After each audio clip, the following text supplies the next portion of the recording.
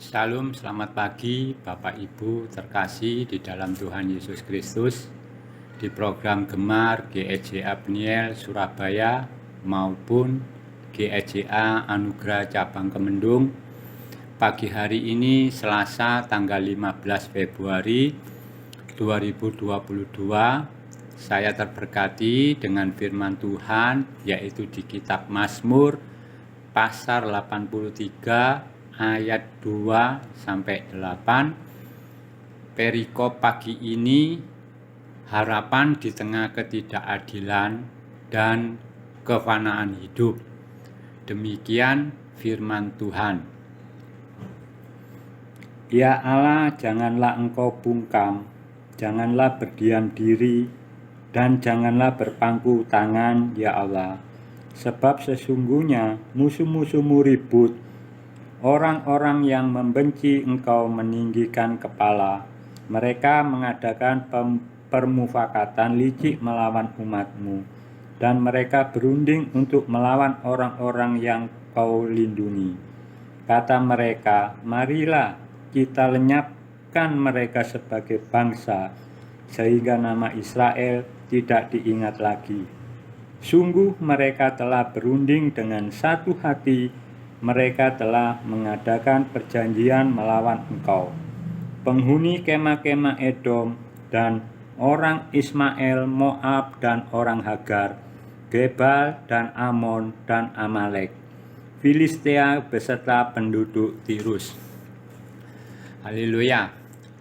Harapan yang kita temukan di tengah-tengah keadaan demikian sangat mengenaskan dan menyaksakan dada ketika kita melihat bahkan mengalami ketidakadilan dalam hidup.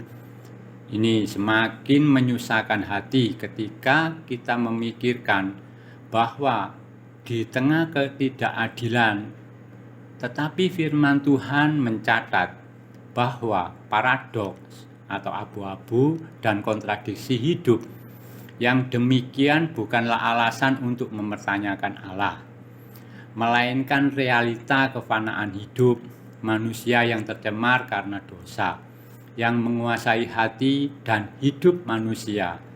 Tetapi Allah merancang manusia untuk hidup dalam kedamaian, kebahagiaan abadi bersama Tuhan. Tuhan memberikan kekalahan dalam hati, akan bertindak dan mengadili dalam keadilan yang sebenarnya. Coba kita baca di Pengkhotbah pasal 3 ayat 11. Ia membuat segala sesuatu indah pada waktunya.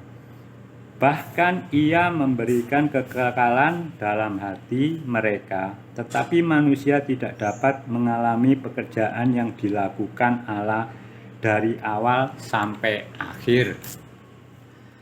Segala hal akan diluruskan, keadilan ditegakkan.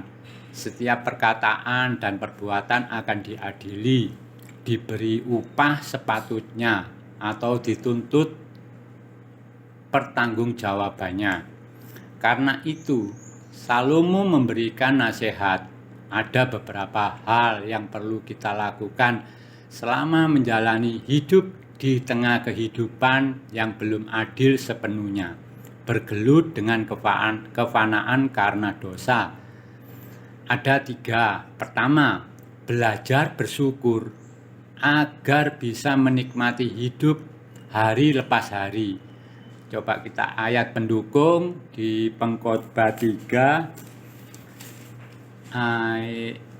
ayat 22 bagian A.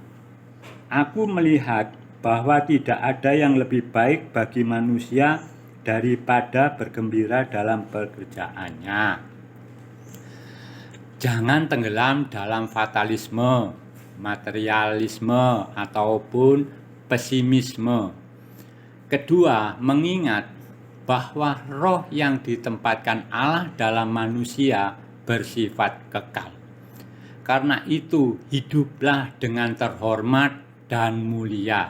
Jangan mengumbar nafsu seperti orang lain yang bertindak degil, yang sekedar melewatkan waktu hidupnya yang fana.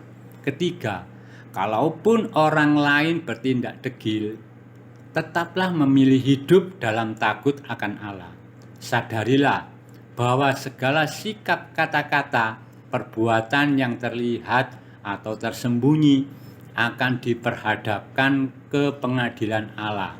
Kita baca di Pengkhotbah pasal 3 ayat 17, berkatalah aku dalam hati, Allah akan mengadili baik orang yang benar maupun yang tidak adil, karena untuk segala hal dan segala pekerjaan ada waktunya.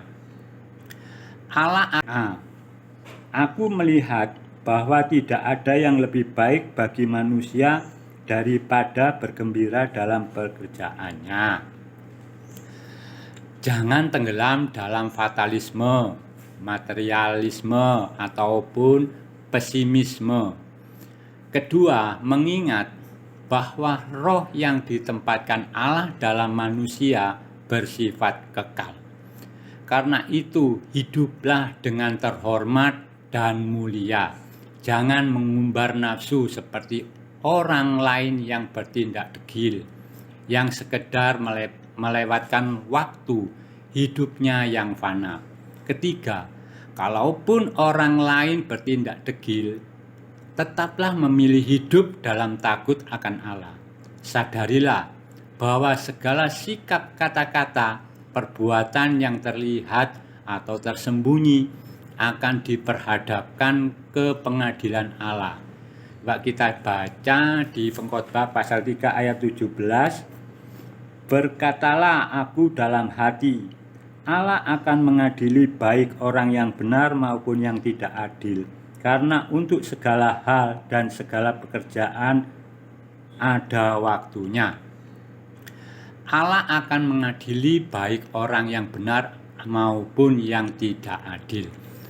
Apa yang bisa kita lakukan agar pelita hidup kita atau harapan kita tidak padam, tetapi tetap menyala selama menjalani hidup yang penuh dengan ketidakadilan dan fana ini?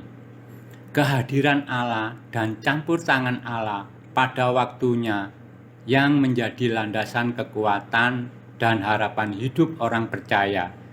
Jangan terjebak hidup dalam kefanaan, karena segala ketidakadilan akan diluruskan Allah pada waktunya. Puji nama Tuhan, demikian renungan singkat pagi ini supaya menjadi berkat bagi kita semua.